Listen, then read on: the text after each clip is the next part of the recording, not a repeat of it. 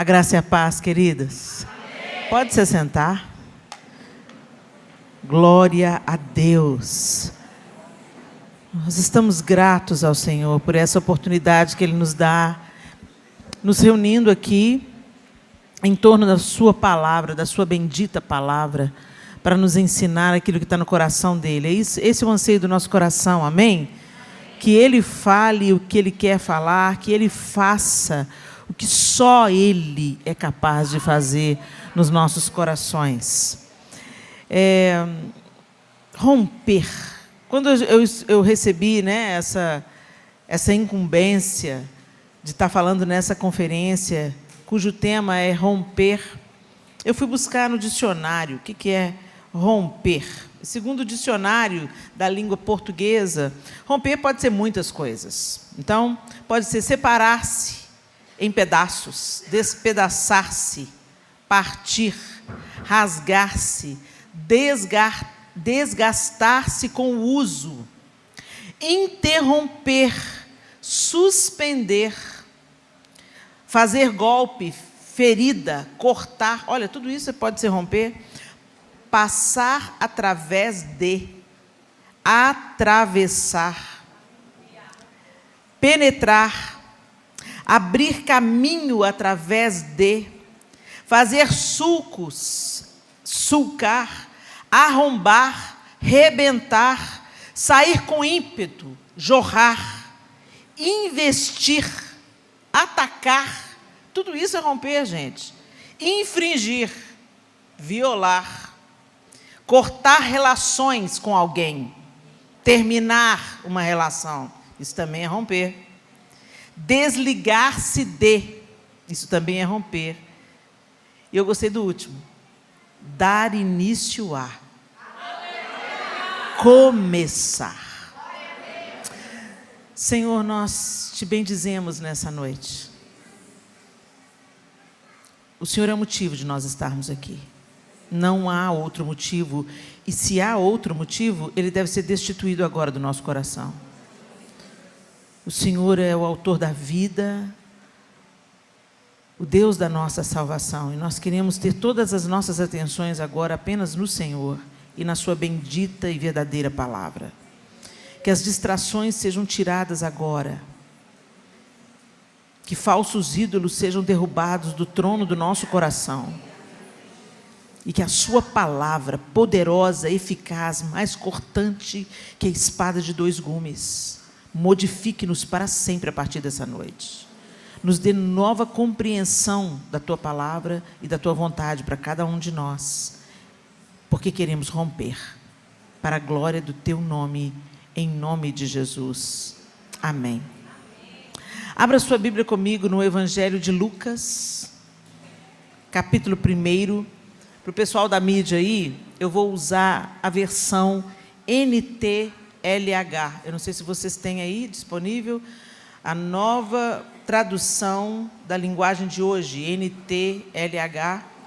É uma versão que eu tenho me apaixonado por ela, sabe, gente? Porque ela facilita bastante a compreensão das Escrituras. A última vez que eu li a Bíblia, eu li nessa versão, e desde então eu estou meio que apaixonada por ela. A leitura fluiu assim, fácil. Então, se você tem dificuldade de ler a Bíblia, talvez seja porque você está usando uma versão que está de difícil compreensão para você. Então, eu recomendo, anota aí, a nova tradução da linguagem de hoje, NTLH. Você pode baixar, né? Você não precisa de comprar a Bíblia de papel, você pode ter no seu celular, e eu recomendo demais essa tradução da Bíblia, porque me abençoou muito, e o que abençoa a gente passa para frente, não é isso? Lucas capítulo 1, e nós vamos ler a partir do verso 26. A história é bem conhecida da gente. Lucas 1, 26, e na nova tradução da linguagem de hoje, a palavra do Senhor, através de Lucas, o evangelista, diz assim: quando Isabel estava no 6º mês de gravidez, Deus enviou o anjo Gabriel a uma cidade da Galileia chamada Nazaré. O anjo levava uma mensagem para uma virgem que tinha casamento contratado com um homem chamado José, descendente do rei Davi. Ela se chamava Maria. O anjo veio e disse: que a paz esteja com você, Maria. Você é muito abençoada. O Senhor está com você. Porém, Maria, quando ouviu o que o anjo disse, ficou sem saber o que pensar. E, admirada, ficou pensando no que ele queria dizer. Então o anjo continuou: não tenha medo, Maria. Deus está contente com você. Você ficará grávida, dará à luz um filho e porá nele o nome de Jesus. Ele será um grande homem e será chamado de Filho do Deus Altíssimo. Deus, o Senhor, vai fazê-lo rei, como foi o antepassado dele, o rei Davi. Ele será para sempre rei dos descendentes de Jacó, e o reino dele nunca se acabará. Então Maria disse para o anjo: isso não é possível, pois eu sou virgem. O anjo respondeu: o Espírito Santo virá sobre você, e o poder do Deus Altíssimo a envolverá com a sua sombra. Por isso o menino será chamado de Santo e Filho de Deus. Fique sabendo que a sua parenta Isabel está grávida, mesmo sendo tão idosa. Diziam que ela não podia ter filhos, no entanto agora ela já está no 6º mês de gravidez, porque para Deus nada é impossível. Maria respondeu: eu sou uma serva de Deus, que aconteça comigo o que o Senhor acabou de me dizer. E o anjo foi embora. Alguns dias depois, Maria se aprontou e foi depressa para uma cidade que ficava na região montanhosa da Judeia. Entrou na casa de Zacarias e cumprimentou Isabel. Quando Isabel ouviu a saudação de Maria, a criança se mexeu na barriga dela. Então, cheia do poder do Espírito Santo, Isabel disse bem alto: você é a mais abençoada de todas as mulheres, e a criança que você vai ter é abençoada também. Quem sou eu para que a mãe do meu Senhor venha me visitar? Quando ouvi você me cumprimentar, a criança ficou alegre e se mexeu dentro da minha barriga. Você é abençoada, pois acredita que vai acontecer o que o Senhor lhe disse. Vamos até aí. Essa passagem, ela é tão conhecida da gente, principalmente no Natal. A gente vem e se lembra desse episódio, de como o Salvador de toda a terra encarnou no ventre de uma mulher. Que coisa extraordinária isso. E isso já estava predito pelo profeta. Mateus cita isso: então a virgem conceberá e dará à luz um filho. Então, muito antes desses eventos acontecerem, as escrituras sagradas já previam a vinda do Messias. O povo de Israel esperava por essa vinda do Messias. Mas o povo de Israel esperava pela vinda de um Messias no molde do rei Davi. O Messias queria elevar o status político de Israel, que ia tornar Israel uma nação destacada, ia libertar Israel do poderio de Roma e elevar o status novamente de Israel como era nos dias do rei Davi e depois do rei Salomão. Era um poder político que a igreja estava, que Israel estava esperando, que o povo judeu estava esperando. E muitas vezes nós hoje estamos colocando a nossa esperança no poder político. O Messias continua sendo um só. E a nossa esperança precisa se voltar para Ele. Embora hajam homens sobre a terra que lutam pela justiça, os seres humanos são imperfeitos, mas Jesus é todo poderoso.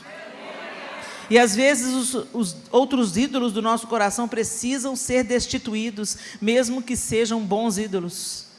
Eles precisam cair, para que a igreja saiba que há um só Deus, um só Senhor, e que todas as nossas esperanças e expectativas estejam somente nele.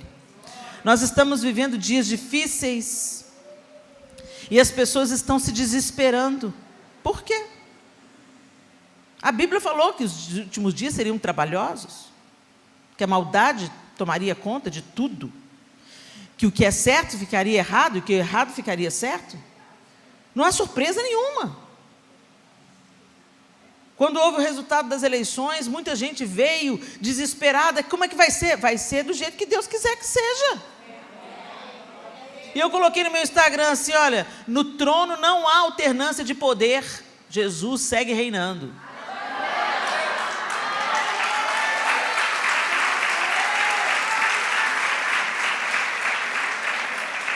E na legenda eu coloquei, segue o plano. E para minha surpresa, o tanto de gente, que plano? Que plano? Que plano, pelo amor de Deus? Vai ler a Bíblia, gente. Vai ler a Bíblia, segue o plano, segue o plano. O plano é que Jesus volte e Ele reine sobre todas as coisas. É essa a nossa expectativa. Mas aí a gente fica encalacrado com esse mundo, amarrado nesse mundo. E eu comecei a ver aqueles meus irmãos tão próximos, tão queridos, e eu confesso a vocês que eu não sou de ferro. Eu também tenho os meus dias de desespero, de desânimo. Mas aí ele passa, graças a Deus que dias ruins passam. Né? E a gente não pode sucumbir diante de más notícias. Nós estamos com o mundo em trabalho de parto.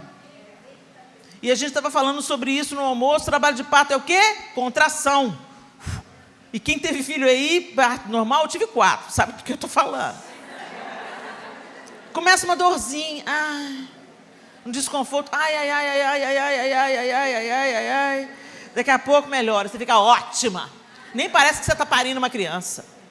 Aí você fica 20 minutos bom. Daqui a pouco, 10, 5, 3... Aí você quer catar o primeiro e matar. A coisa vai ficando estreita.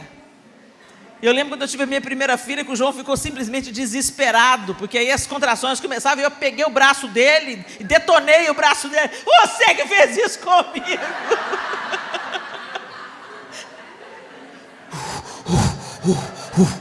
E não tinha anestesia, ainda é cedo para anestesia, não era cesariana. E as dores de parto, para que Jesus venha, não é cesariana. Então eu vou te explicar, não tem jeito de você programar a hora, vai ser na hora que Ele quiser, e não é do seu jeito, e vai ter que passar pelas dores. Mas no final o menino vem para o seu braço. E no final o filho vem tomar o seu lugar. Então não se desespere. Para de olhar para as circunstâncias ao seu redor. O que vai ser? Uai, se o mundo acabar, explodir uma bomba, o terremoto da Turquia acontecer aqui, nós vamos sofrer? Claro que nós vamos sofrer. Mas você está pronto para morrer?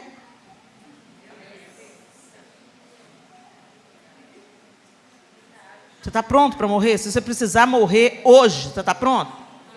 Esteja. Porque a vinda do Senhor será como um ladrão. E se Ele não vier, a gente vai. Um ou outro. E esse horário, tanto a hora dele vir, quanto a hora da gente ir, não está previsto, não é cesariano.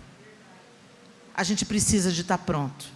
Então nós precisamos de romper com um padrão de pensamento apegado às coisas deste século. E o que tem Maria a ver com isso, Helena? Maria tem tudo a ver com isso. Gente, segundo os historiadores, Maria tinha entre 14 e 16 anos, quando recebeu a visita do anjo. Ela era uma adolescente. E ela estava prometida em casamento. Havia um contrato de casamento. Então, como que acontecia naquele contexto do judaísmo, naquela época, né? Havia um contrato de casamento, o noivo manifestava interesse pela moça, e aí ele tinha que pagar um dote por ela. Não só chegava e pegava. Jesus pagou o dote pela igreja. Preço altíssimo, né? E ele estava pagando dote, segundo alguns historiadores e estudiosos da palavra de Deus, alguns teólogos, ele teria talvez já pago 1/3. Não sei de onde que eles tiraram essa informação, mas foram dos meus estudos o que chegou até mim. 1/3 do dote já havia sido pago, provavelmente. E ele estava esperando o tempo de se concluir, eu não sei se o pagamento do dote, ou talvez uma outra idade de Maria. O fato é que eles estavam noivos, iriam se casar, estava tudo pronto. E desfazer esse compromisso era divórcio. Já era divórcio. porque havia se estabelecido um contrato. Então, era como se Maria já fosse casada, sem haver consumado o casamento. Ela já estava prometida, destinada, noiva, comprometida com José, quando ela se achou grávida pelo Espírito Santo. O que a gente não para pensar é que Nazaré, naquela época em que Maria recebeu a visita do anjo, e onde ela vivia, e onde José também vivia, era uma vila com aproximadamente 800 pessoas. Você já imaginou as fofoqueiras? Você já imaginou, peraí, como é que casaram? Março, abril, maio, junho. E ela já está com essa barriga? A gente não para pensar isso, né? E se fosse suspeito, se José declarasse, por exemplo, que ela não era grávida dele, ela podia ser apedrejada. Mas interessante, mesmo estando nessa cultura, nessa pequena vila que devia ter em torno de 800 pessoas, eram poucas famílias ali, todo mundo sabia da vida de todo mundo.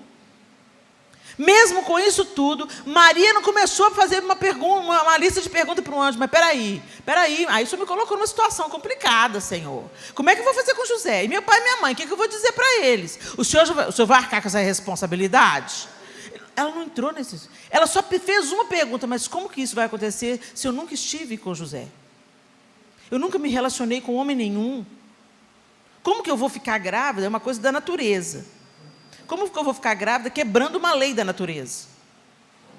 E o anjo falou para ela, não tenha medo, porque o que foi ser gerado em você vai ser gerado pelo poder do Espírito Santo.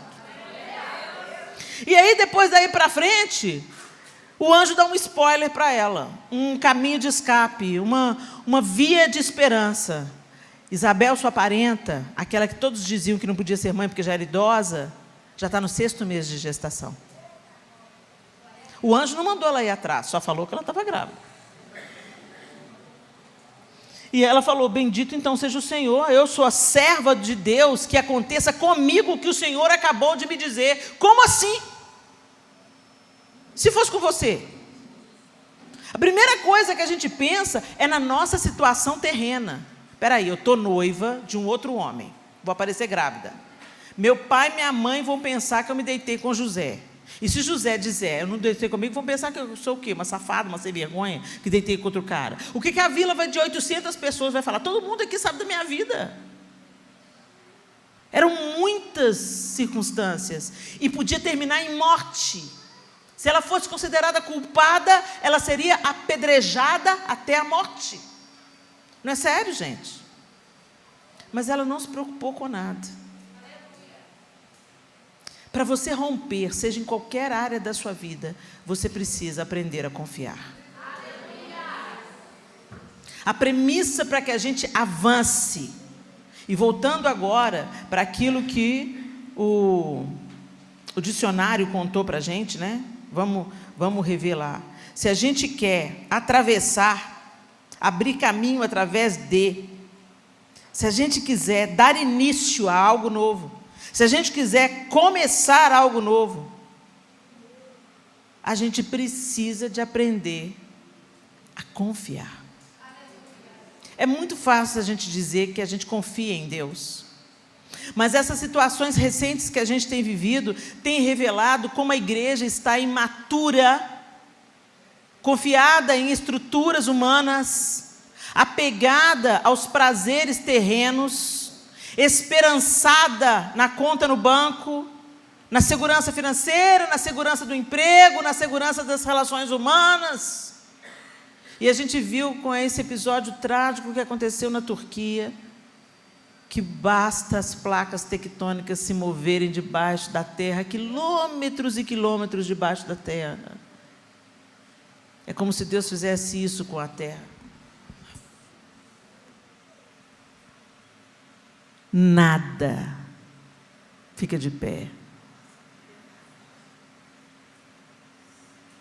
Nós somos tão frágeis. Mais de 17 mil pessoas já foram consideradas mortas, e Deus sabe até onde esses números vão chegar. Mais de 2.800 prédios desmancharam, viraram pó, enquanto todos estavam em casa dormindo. É um mundo de dores, é um mundo em trabalho de parto, é um mundo quebrado, um mundo corrompido, onde o certo virou errado, o errado virou certo.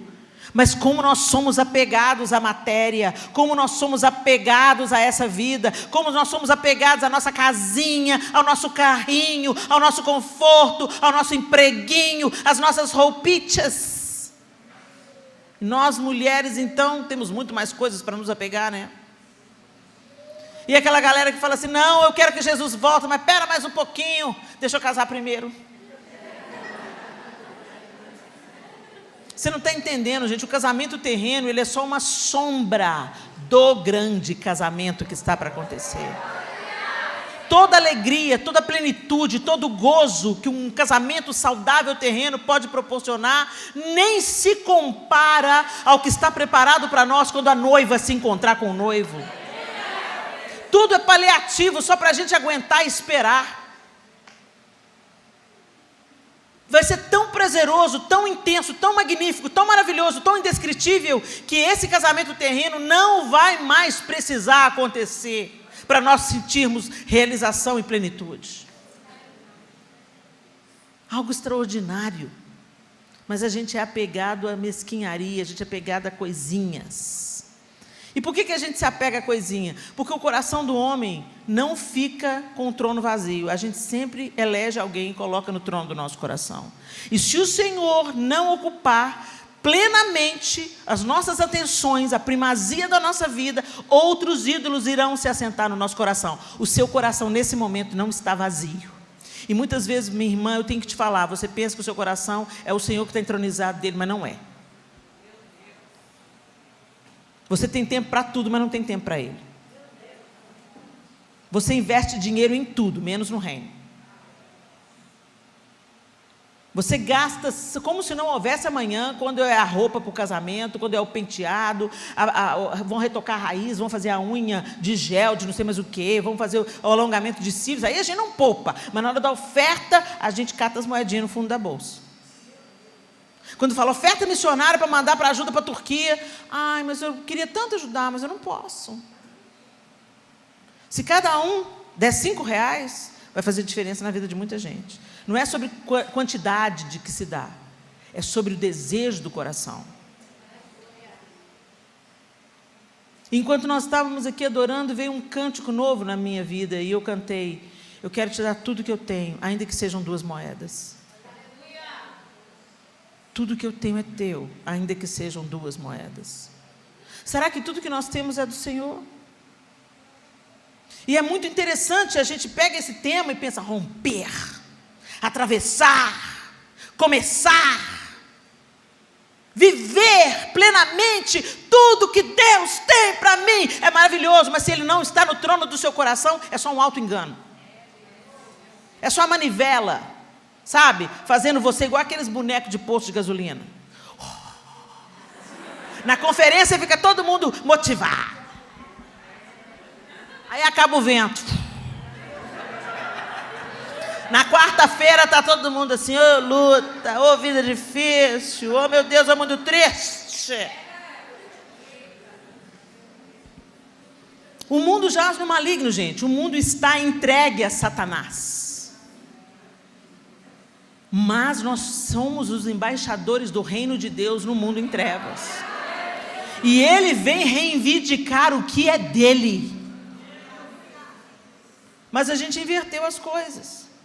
Nós não temos uma consciência de que nós somos embaixadores de um reino que não é desse mundo, mas que veio para esse mundo. É fácil da gente entender. Pensa na embaixada do Brasil nos Estados Unidos. Se você está nos Estados Unidos e estoura uma guerra, um conflito interno, uma guerra civil, um problema lá nos Estados Unidos, o primeiro lugar que você como brasileiro vai correr é para onde? Para a Embaixada do Brasil. A Embaixada do Brasil é o território brasileiro dentro do território americano. E ali a soberania é do Brasil. E existem acordos no mundo inteiro para que essas embaixadas não sejam violadas sob nenhuma hipótese, porque é um território de segurança para os estrangeiros que moram naquela terra. Nós estamos como embaixadores do reino, ou é o contrário que está acontecendo? Será que a gente está se misturando com o povo local? Será que a gente está absorvendo a cultura, o jeito de pensar, o jeito de agir, o jeito de vestir? E aí você não quer mais ser cidadão brasileiro, você quer abrir mão da sua cidadania e quer se tornar cidadão americano. Muita gente faz isso. O meu irmão é cidadão americano, só que ele tem a dupla cidadania, ele não abriu mão da cidadania brasileira. Mas tem brasileiros que falam, não quero mais ser brasileiro, eu quero ser americano, eu quero abrir mão. E tem crente falando, eu quero abrir mão da minha cidadania do reino, porque o mundo é que é bom. Aqui tem muito conforto, aqui tem muito prazer, aqui tudo funciona, não é assim que se fala os brasileiros que vão morar nos Estados Unidos? Aqui tudo funciona, aqui é tudo muito limpo, muito organizado, e é mesmo, gente, é um país maravilhoso. Mas eu sou do Brasil, eu amo o Brasil, a minha língua é o português, a minha mãe e meu pai são brasileiros, e apesar da nossa nação ter as suas fragilidades e tristezas, as outras nações também têm. Eu estou só fazendo um paralelo para você entender que muitas vezes nós negociamos a nossa cidadania celeste pelas migalhas, ou uma aparência de virtude desse mundo que a gente vive nele. Embora o Senhor tenha criado esse mundo e todas as coisas boas que existem nesse mundo foram criadas pelas mãos de Deus, ou seja, quando você olha para a natureza, você vê a assinatura de Deus em tudo. A gente não contempla a natureza, a gente não contempla Deus através da sua obra criada, a gente se apega à ninharia. A gente gosta de poder, de dinheiro, de título, de fama, de seguidor no Instagram, é disso que a gente gosta. Como romper com uma mentalidade de quem se preocupa com as coisas terrenas? Maria não se preocupava. Ela não estava preocupada se ela ia morrer, se ela ia ser apedrejada, ela não se preocupou com o que José ia falar, ela não se preocupou com o que as 800 pessoas da vila de Nazaré iriam dizer sobre a sua reputação, ela não se preocupou. A única pergunta que ela fez é como que isso vai se dar se eu sou virgem? Aí ele respondeu, o Espírito Santo virá sobre você, a sombra do Altíssimo vai te possuir, e você vai engravidar de uma maneira sobrenatural, que se faça em mim a sua vontade. Aí o anjo falou, sua parente Isabel está grávida. O que ela fez? Foi para a casa de Isabel. Por que ela foi para a casa de Isabel? Porque na casa de Isabel, ela receberia a confirmação. Vamos ver se eu não tive uma visão, um sonho, uma alucinação. E ela foi embora para a casa de Isabel. E quando ela chega, no cumprimento de Isabel, Maria já entendeu que o que ela teve não foi uma alucinação. Porque na boca de Isabel, o Senhor falou com ela. Quem sou eu para que a mãe do meu Senhor, Isabel já reconheceu que aquele bebezinho que nem aparecia na barriga de Maria ainda, era o Senhor dela, era o Senhor do universo. E eu fico imaginando quanto gozo e alegria trouxe também a Isabel, que estava ali isolada na sua gestação. Quando você vai estudar a história de Isabel, você vê que ela recebe a promessa, Zacarias recebe a promessa, não crê, né? E aí por isso ele fica mudo, e aí Isabel concebe e ela fica escondida em casa. Eu fico imaginando, né? Por que será que Isabel ficou escondida em casa? Medo de crítica? Vergonha, porque ela já era idosa, e uma barriga ia denunciar, né, a intimidade dela com o marido, já na fase avançada da vida. Vergonha, medo de perder aquela gestação, medo de estar ficando louca, porque Zacarias não contou para Isabel o que estava acontecendo, ele estava sem voz. Ela sabia que algo sobrenatural tinha acontecido com ela. E o lindo é que Deus reúne as pessoas para que a gente rompa. Anota outra aí.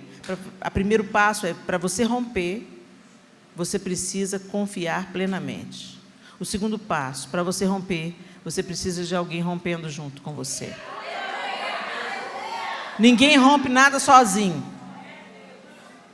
Nós não vivemos isolados uns dos outros. Essa história, você crente dentro de casa, porque na igreja está muito difícil. É para ser difícil mesmo.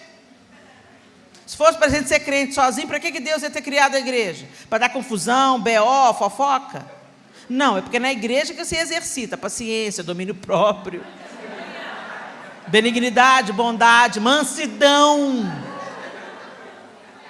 Você só cresce naquilo que você é treinado. Então você pensa que você está sendo crente em casa, sozinho? Não, querido, você está sendo arrogante, orgulhoso e enganado. Porque nós precisamos uns dos outros. Como o salmista muito diz, né? Como ferro ao ferro se afia, assim o homem é o seu companheiro. É o salmista ou é Salomão? Não sei, gente, minha cabeça está meio bugada com os endereços. Salomão, Provérbios. Como ferro ao ferro se afia, né? Quando a sua faca tá cega lá, você não vai no outro metal. Pois é, gente. Assim o homem é o seu companheiro. Então é esfregando nas nossas dificuldades, na língua grande da outra, na maledicência. É isso mesmo. Porque se ela é fofoqueira, você tem outros problemas. Então está todo mundo precisando da graça de Deus, entendeu? É por aí. E quando a gente pensa assim, nossa, fulano é tão fofoqueira, jurando que é melhor, né? Você é tão julgadora, você é tão enganada a respeito da sua virtude, você pensa que você é melhor. Só de você achar que você é melhor do que alguém, isso é vaidade. Às vezes a gente fica muito preocupado, né? Eu não vou arrumar não, porque isso é vaidade. Vaidade é quando você se sente muito boa porque não arruma. Você se sente mais santa do que a outra, porque o meu cabelo eu não corto, eu véu. Eu só uso saia. Não uso maquiagem, minha pele é virgem. Minha orelha não tem furo, eu sou mais santa. Olha a vaidade aí. Desgraçada a vaidade. Tudo é vaidade, já dizia Salomão. A gente esbarra na bicha toda hora na vida. A gente gosta de glamour, de glitter, de luz, de parede preta. Eu posso falar, né, gente? Minha igreja. A gente gosta de um painel de luz. Só que isso é lataria. Se você não cuida do motor, o carro morre. Pode estar tudo polido por fora e podre por dentro. Jesus denunciou esse estado quando ele falou para os fariseus: vocês são sepulcros caiados. Vocês estão branquinho por fora, mas por dentro tem um corpo em decomposição. E se a gente precisa de romper na plenitude daquilo que Deus tem para nós, nós precisamos de romper com a hipocrisia da religiosidade. Anota aí o terceiro ponto. Você precisa confiar, você precisa do outro e você precisa terminar com a hipocrisia da religião. Como é que eu sei que é religiosidade? Porque hoje muita gente está chamando de religiosidade o que na verdade é santificação. Você está escolhendo um caminho de renúncia, você está escolhendo um caminho de negar a si mesmo, e alguém está falando. Aí você pensa assim, não, gente, eu não vou beber bebida forte. Porque a bebida forte pode me tirar do meu estado natural, e eu posso gostar disso. E eu vou colocar a minha esperança no álcool, e não no Senhor que renova a minha força. Eu vou buscar consolo no álcool, na tacinha de vinho, e não no Senhor que é a minha força. Ah, não tem nada a ver, é só para relaxar. Que religiosidade. Não, é um processo de santificação. E é você com Deus. Agora, o dia que você achar que ninguém pode beber vinho, porque você foi chamado para não beber vinho, aí já vira religiosidade. Porque Deus cuida de nós individualmente, fala conosco individualmente. E aquele que tem ouvidos para ouvir, que ouça a voz do Espírito. Agora, quando a gente começa a se sentir melhor do que o outro, porque a gente não faz determinadas coisas, aí mudou de santificação para arrogância. Aí é religiosidade. Quando a sua maneira de se vestir faz você olhar as meninas que ainda não chegaram lá, de cima para baixo, pensa, sangue de Jesus tem poder. Olha a pericrente.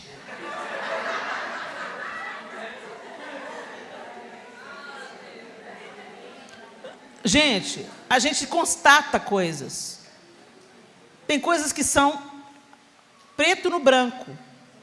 Tem coisas que são claro como a água. Se entra uma menina aqui com uma roupa toda sensual, não é julgamento falar que ela está vestida de uma forma sensual, é fato. Mas quando você se acha superior, porque você não está vestindo uma roupa sensual e ela está usando, isso é arrogância, isso é religiosidade hipócrita, isso é uma falsa sensação de espiritualidade fake. A espiritualidade de Cristo te enche de compaixão. Quando você vê uma menina seminua, você fala: oh Espírito Santo, que carências e que faltas tem essa menina, que ela está buscando aprovação nos olhos masculinos com a pouca roupa. Tem misericórdia, Espírito Santo, sela essa menina com a tua proteção, livra ela dos olhos da maldade. Dê a ela, Senhor, o senso de aprovação, que ela não precise buscar aprovação nos olhos desejosos de um homem. Você se compadece. Quando a gente olha para o outro e fala: sangue de Jesus tem poder. Voltando ao vinho, bebendo taça de vinho, ainda postando na rede social. Que escândalo. Fica caladinho para Jesus te dar vitória, minha linda. Seu telhado é de vidro, você tem filho? Fica caladinha 2 vezes. Tem genro, nora? Fica caladinha para Jesus te dar vitória, porque tem algumas dores que chegam na nossa casa para nos quebrar.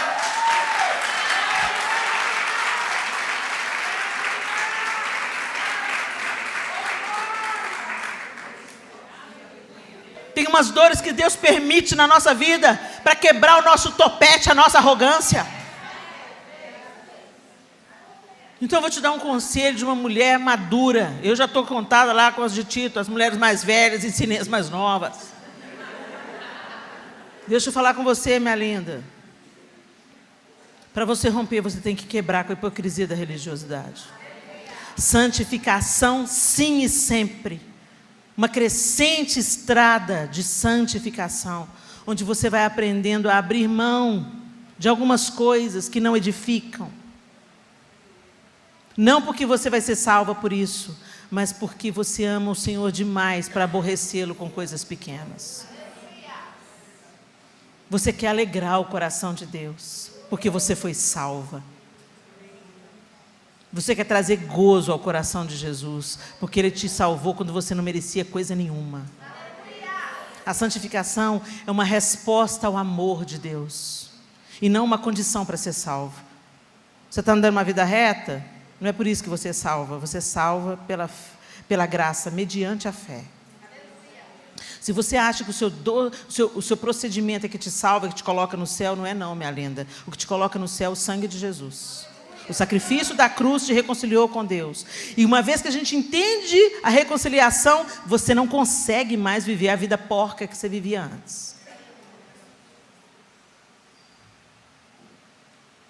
A gente precisa de romper com esse padrão de pensar que nós somos aprovados por aquilo que fazemos. A gente tem que entender o que realmente é a graça.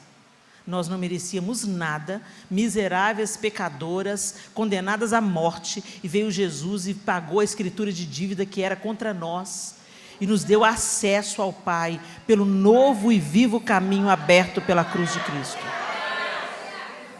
E uma vez que nós compreendemos isso, jamais nós usaremos a graça para respaldar o nosso pecado. Nós vamos tomar nojo do pecado. Nós vamos por recebermos tão grande salvação, é impossível a gente continuar vivendo naquilo que nos levou à morte. Vocês estão entendendo, gente? Mas a gente hoje vive nos extremos. Como tudo no mundo está polarizado, a fé também está polarizada. Ou tem a galera da hipergraça, pode tudo, Jesus já pagou o preço, vamos viver a vida doidado, e no final Deus vai falar: todo mundo para dentro, vai nessa, vai nessa. Ou então a gente coloca uma Bíblia de todo o tamanho debaixo do braço, desce a saia, corta o cabelo, para de rapar o sovaco e fala: esse vai para o inferno. Aquela ali, piricrente. Aquele ali, fofoqueiro. Esse pastor, não sei não foi ungido com o óleo do chifre do cabrito. E aí vai. O outro está postando vinho na rede social. Sai da rede social. Vai ler a Bíblia. Está se incomodando com a vida alheia? Vai ler a Bíblia. E os crentes que não lêem a Bíblia? Agora eu te peguei. Até agora você achou que estava no meio, né? Eu estou até equilibradinha. Não sou a galera da hipergraça, nem sou a galera da radicalidade. Não, então eu estou no equilíbrio. Mas não lê a Bíblia. Como é que você se relaciona com alguém sem conversar com ele? Oração a gente fala, lendo a Bíblia a gente escuta. Tem gente que não lê a Bíblia, mas vive atrás dos profetas. Os profetas são pai de santo gospel. Não, porque a irmã tem a palavra profética, vou lá na irmã. Gente, se Deus quer usar o profeta te encontra. Para de caçar profeta. Entra no seu quarto, abre a palavra de Deus, lê, ele vai falar com você. Mas a gente não lê a Bíblia. Quando começa a ler, dá aquela preguiça, um sonão. Vai orar ao Senhor, Deus. Eu te abençoo.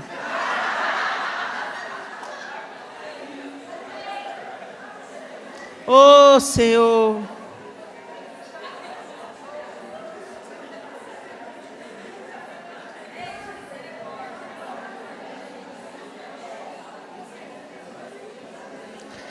Maria chegou na casa de Isabel. E naquele primeiro contato, algo sobrenatural aconteceu. O texto diz que ela estava grávida de 6 meses, Isabel, quando o anjo visitou Maria. E o anjo diz para Maria: Isabel, sua parenta, aquela que não podia ter filhos, está no 6º mês de gestação. O texto diz para a gente que logo depois que o anjo a deixou, nos próximos dias ali, ela se organizou e foi para a Judéia.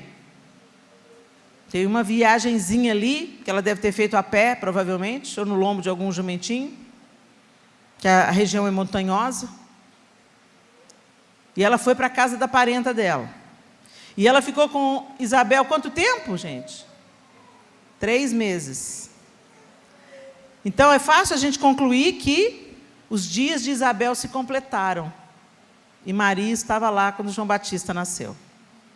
Agora, olha que interessante, eu dava tudo, gente, eu dava tudo para saber o que rolou nesses 3 meses. A Bíblia foi redigida por homens, porque se fosse uma mulher escrevendo, né? Homem é aquele assim, o objetivo na sua descrição, né? Eles vão aos fatos, nós vamos aos detalhes.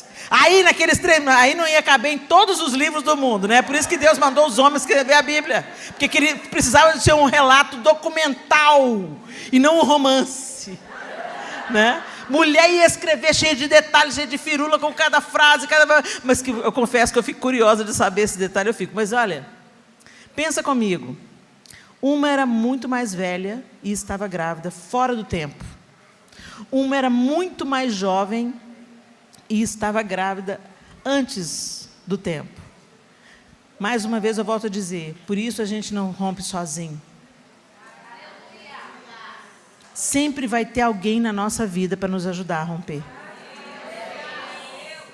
Mas quem não se submete, não rompe. Quem não sabe de comungar com o outro, de receber do outro, sujeitai-vos uns aos outros. Às vezes as mulheres ficam esperneando, porque a palavra de Deus diz para as mulheres se sujeitarem aos seus maridos, mas isso não é um privilégio das mulheres. O próprio texto de Efésios, onde o apóstolo Paulo orienta a igreja em Éfeso ao que os maridos amem suas esposas como Cristo amou a igreja, e que as mulheres respeitem e se submetam aos seus maridos como ao Senhor. Alguns versículos acima, ele diz aos Efésios: enchei-vos do Espírito. Como? Falando entre vós com salmos e hinos e cânticos espirituais, salmodiando a Deus no vosso coração, dando por tudo sempre graças a Deus Pai, sujeitando-vos uns aos outros no amor do Senhor. Nós precisamos uns dos outros.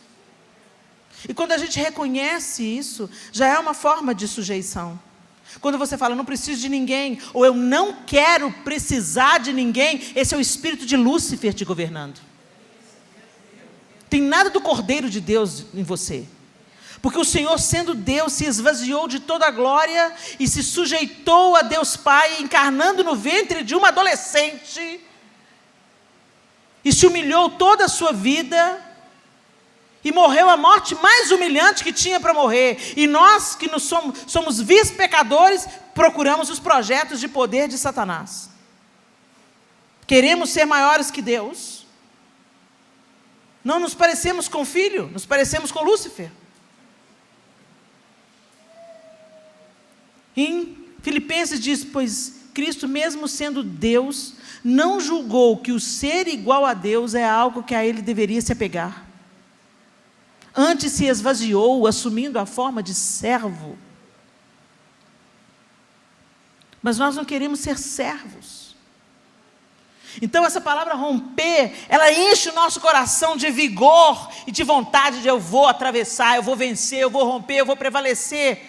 Mas ninguém faz isso sem se humilhar.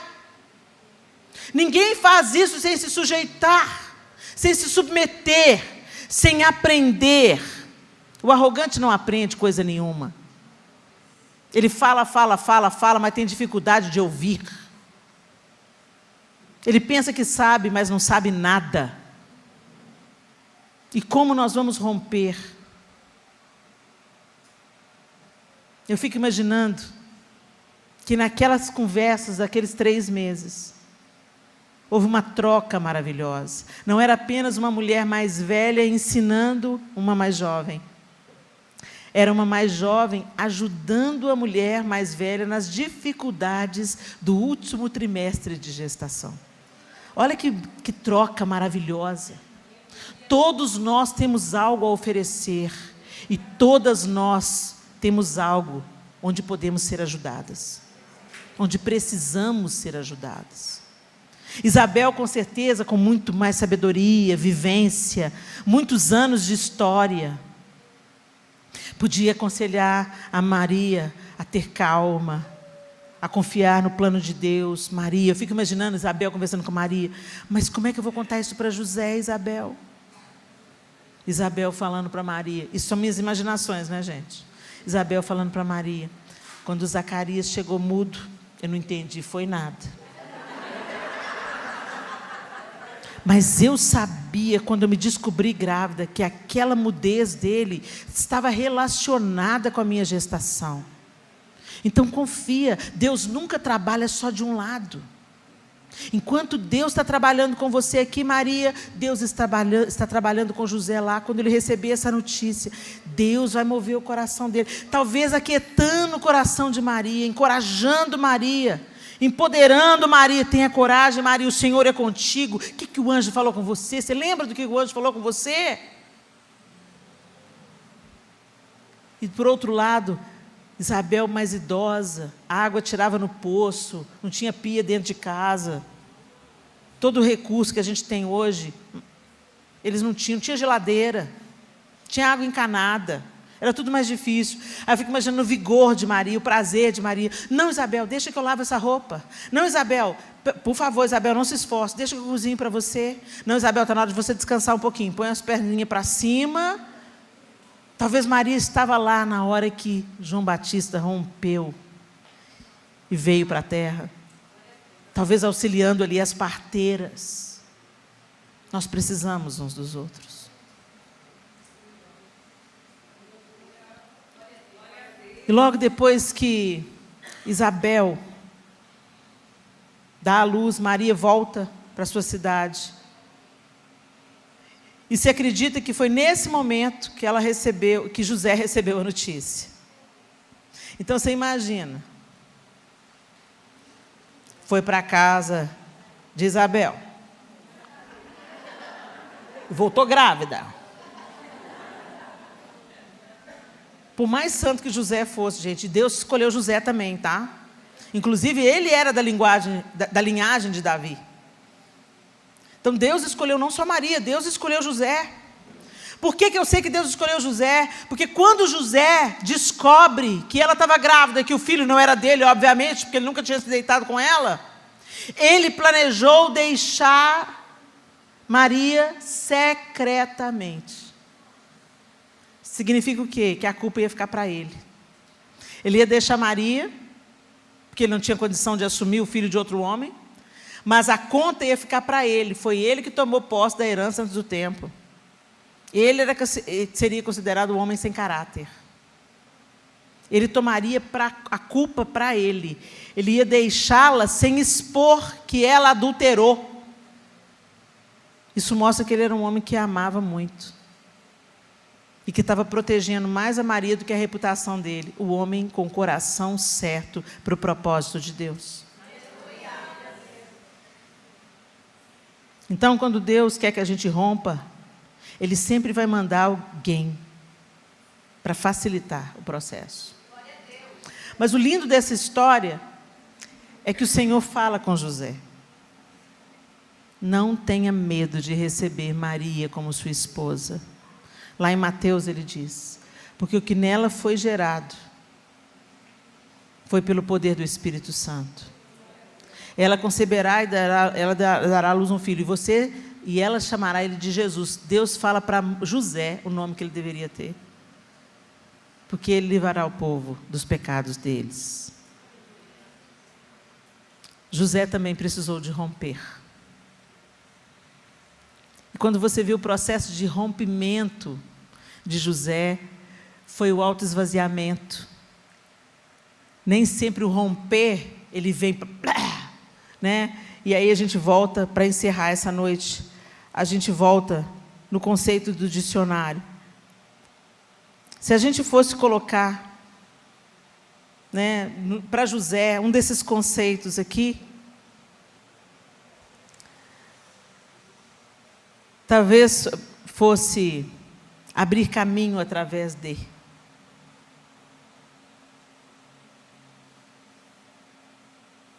Desligar-se.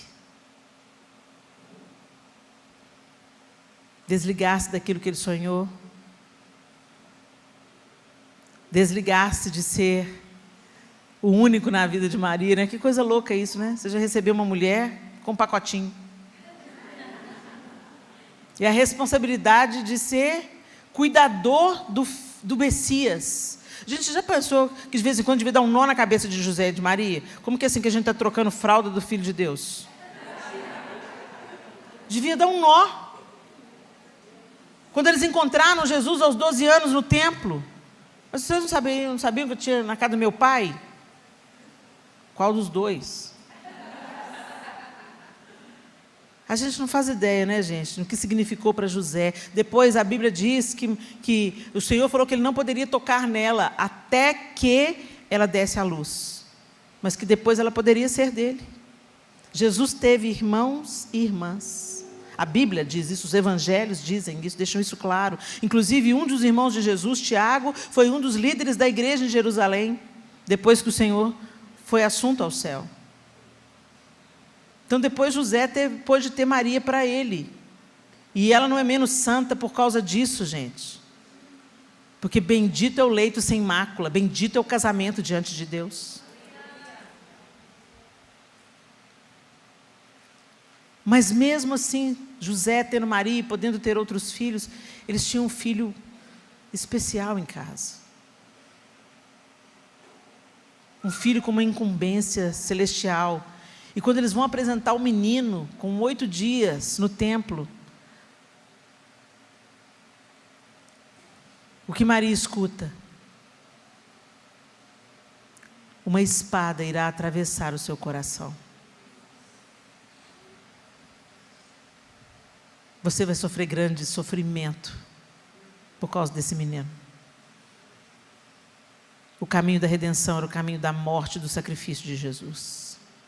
a gente também nunca vai saber o que isso significou para Maria. Mas ela rompeu? Sim, ela rompeu.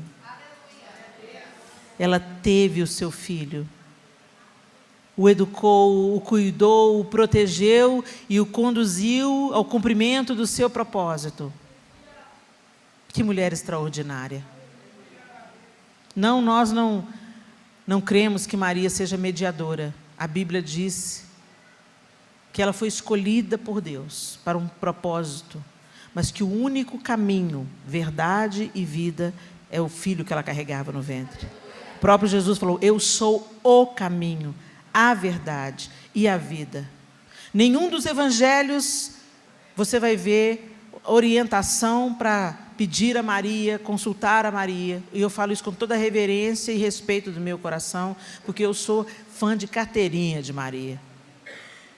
Nenhum dos evangelistas dizem que ela era digna de ser adorada. Nenhum dos evangelistas, nenhum apóstolo Paulo, quando ele instrui a igreja, como as igrejas iriam viver, nenhuma das cartas de Paulo diz que Maria deveria ser adorada, ou consultada, ou reverenciada como mediadora entre Deus e os homens. Maria foi uma serva fiel.